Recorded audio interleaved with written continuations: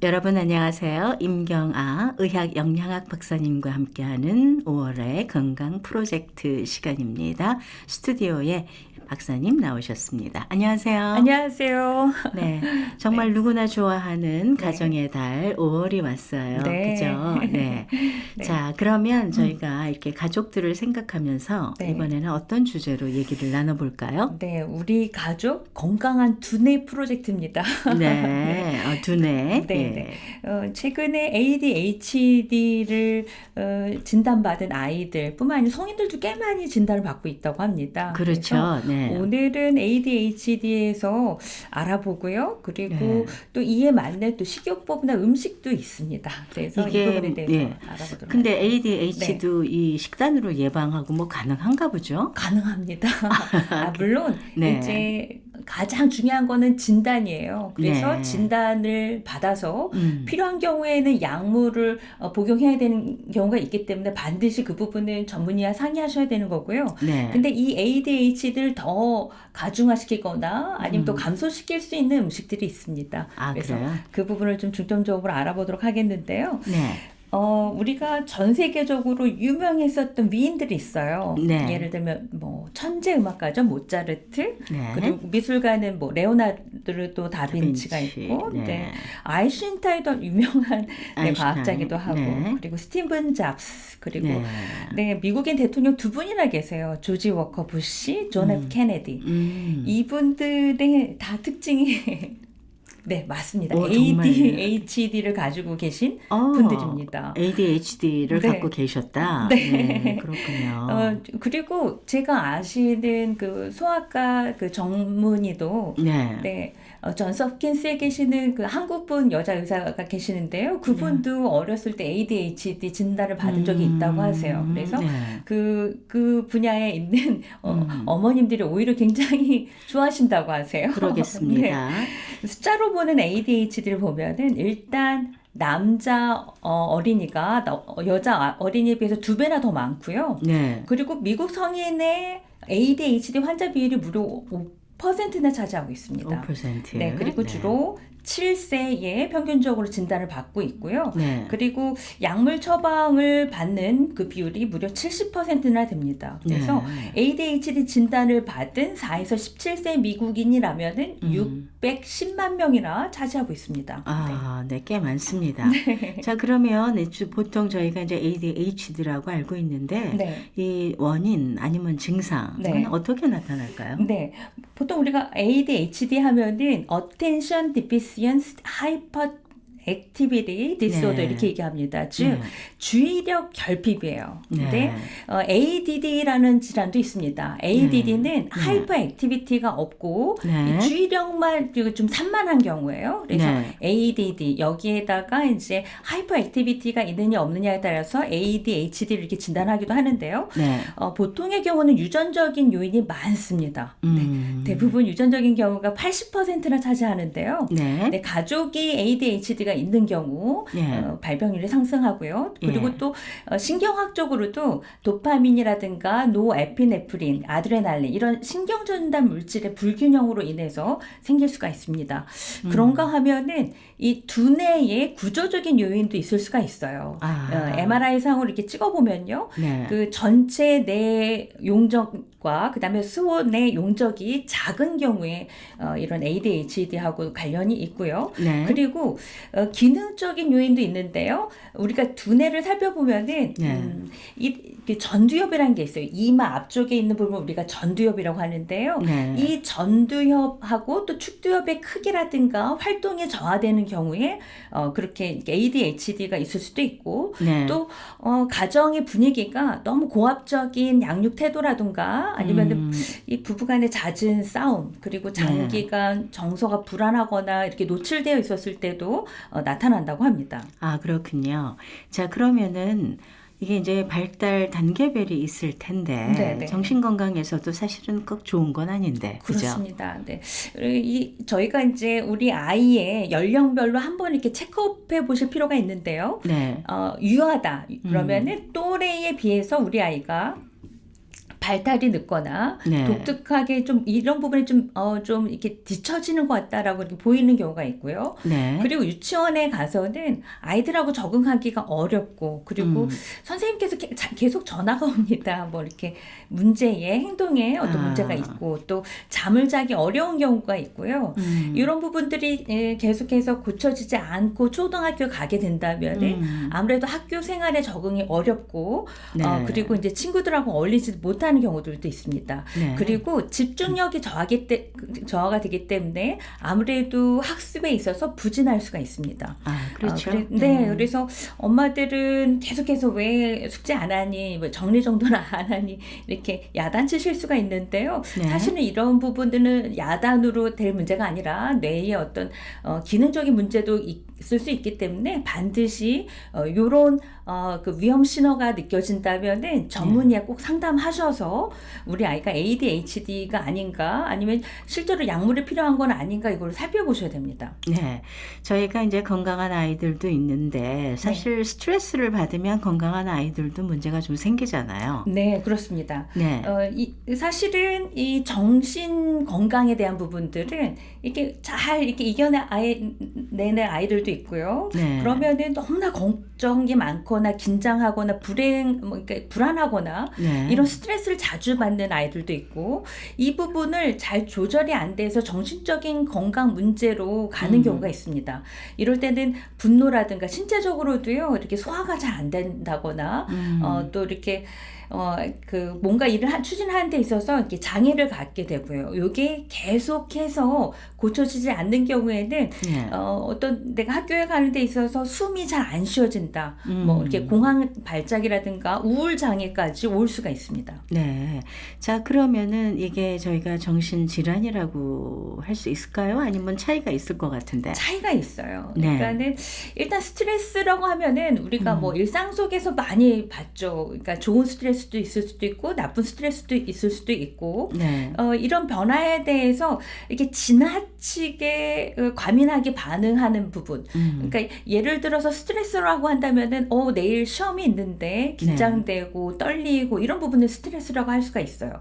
그런데 여기서 정신적인 문제라고 한다면은 내가 금방이라도 이것 때문에 죽을 것 같고 너무나 힘들고 그 불면증이 있고 또 화가 나거나 이런 부분들은 정신적인 건강 문제에 해당이 될 수가 있고요. 네. 또 여기에서 정신질환으로 가는 부분들은 이게 뇌 기능은 어떻게 보면은 신경전달 물질 신호에 의해서 뇌 회로를 작동하고 수행하는 데 있어서 그 문제에서 생기는 경우가 있거든요. 네. 그래서 뇌 기능의 변화로 인해서 감정이라든가 생각, 행동 발달에 이상이 생기기 때문에 이런 경우는요 반드시 이제 병원에 가셔야 되겠고요. 그리고 이렇게 이제 본인이 호흡을 못 쉰다던가 아니면은 뭐 공황 장애가 있거나 그런 실질적으로도 문제가 나타날 수도 있습니다. 네. 자, 그러면은 전문가의 도움이 정말 필요하다고 느끼는 어떤 증상이 좀 있지 않을까요? 그렇습니다. 만약에 우리 아이가 뭐 이렇게 주의력이 결핍이 되고 뭐 과잉 행동이 나타나고 하는 데 있어서 이게 이제 금방 또 괜찮아질 수도 있지만 네. 이게 장기간으로 연장이 되거나 아니면 우리 아이가 잠을 잘 못 자거나 너무 많이 자거나 아니면 식습관에도 이상이 있을 수가 있어요. 이 정신적인 문제는 내가 어떻게 보면 너무 많이 그걸로 스트레스를 풀어서 폭식증이 있거나 아예 음식을 거부하는 거식증이 생길 수도 있고요. 네. 그리고 이유 없이 그 기분이 감정의 무드가 그 감정 무드 스윙이 왔다 갔다 합니다. 화도 냈다가 네. 또 금방 슬퍼졌다가 그리고 심각한 경우에는 이렇게 중독이 될 수가 있어요. 그러니까 이 스트레스를 뭐 인터넷이라든가 뭐 마약이라든가 그리고 또 이렇게 과도하게 화가 나거나 분노하거나 그리고 심지어 자살까지 생각한 경우가 있다. 이럴 때는 반드시 전문가의 도움이 필요하게 되겠습니다. 자, 그러면은 많은 분들이 이제 궁금해해야 하는 시점인데요. 네. ADHD 증상에 도움이 되는 음식은 어떤 것들이 있어요? 네, 음식을 좀 살펴보겠습니다. 이렇게 많은 연구를 했었어요. 과연 그 ADHD를 그 좀 예방할 수 있는 그런 것들이 뭐가 있을까 이렇게 고민을 해봤었거든요. 네. 그랬더니 상당 부분 어떤 실험이 있었었냐면은 영양소가 특히 비타민 무기질이 부족한 경우에도 그런 경우가 나타났었고요. 네. 그리고 오메가 3를 네. 좀 부족하면은 이런 ADHD가 더 증가한다라는 연구 보고가 나왔습니다. 네. 그래서 오메가3 지방산만 조금 첨가해 줬었을 뿐인데 학습 능력이라든가 아니면 주의력이나 이런 부분들이 30-40% 이상 이렇게 증가하게 됐었습니다. 네. 그래서 그 부분들은 이제 많은 부분 이제 연구가 되어 있기 때문에 이 음식 속에서도 우리 아이들이 먹는 음식들이 뭐가 있고 또 이런 부분들이 부족하지 않게 채워주는 것도 굉장히 중요하겠습니다. 그러면은 음식으로는 어떻게 먹으면 될까요? 네, ADHD 증상을 개선해 줄 수 있는 음식들을 살펴보니까 그 첫 번째는 단백질인데요. 네. 단백질 중에서도 지금 양질의 단백질. 왜 단백질이 중요하냐 하면은 호르몬하고 신경 전달 물질을 만드는 원료가 되기 때문에 그렇습니다. 네. 그래서 ADHD 증상을 개선하기 위해서는 두뇌의 신경 전달 물질이 일정하게 생성되고 원활하게 그 기능을 수행하기 위해서 이 양질의 단백질이 필요할 텐데요. 네. 그래서 이러한 양질의 단백질 중에 하나가 바로 육류, 조류, 생선, 조개, 그리고 콩, 렌틸콩, 계란, 너트 이런 부분들은 양질의 단백질을 공급해 줄 수가 있습니다. 네. 그리고 이제 탄수화물 중에서도요. 예. 이 복합 탄수화물인데요. 단순당 어떻게 보면 ADHD의 그런 액티비티를 더 가격하게 상승시킬 수가 있습니다. 네. 그래서 천천히 혈당을 올릴 수 있는 그 파이버가 많은 그 복합 탄수화물이 더 중요할 텐데요. 네. 그래서 호밀빵이라든가 빵이라도 그냥 그 단순한 그 흰색 빵이 아니고요. 네. 현미라든가 렌틸콩이라든가 정제되지 않은 그런 곡류를 사용하시는 게 중요하겠습니다. 공유빵. 네. 그리고 비타민 무기질에 대한 부분들이 연구가 많이 나와 있어요. 네. 특히 철분, 마그네슘, 아연, 비타민 B6, 비타민 D가 낮을 때 이러한 그 ADHD 환자의 그런 증상이 더욱더 가속화됐다라고 합니다. 네. 그래서 이 부분이 많은 음식들을 살펴보면은 철분이 많은 들어가 있는 음식은 소고기라든가 간이라든가 콩, 두부에 많이 들어가 있고요. 네. 특히 아연이 굉장히 중요한데요. 아연은 육류라든가 조개, 너트에 많이 들어가 있습니다. 네. 그런가 하면은 마그네슘은 어떻게 보면 우리가 좀 너무 긴장된 상태에서 이완해 줄 수 있는 그런 무기질입니다. 네. 호박씨, 아몬드, 시금치, 땅콩, 그리고 비타민 B6는 계란, 생선, 그리고 비타민 D는 생선, 소고기 간이라든가 계란 노른자라든가 그래서 어떻게 보면 다 겹치고 있는 음식들이 있어요. 그렇죠. 네, 그래서 이런 음식들을 빠지지 않게 드셔야 되는 거고요. 그리고 제가 오메가3 지방산에 대해서 말씀을 드렸는데요. 많은 연구 논문에 의하면은 그 오메가3를 복용하지 않게 되면은 집중력이라든가 주의력, 그다음에 의욕이 상실이 되거나 또 기억력하고도 연관이 있는 걸로 나와 있습니다. 그래서 네.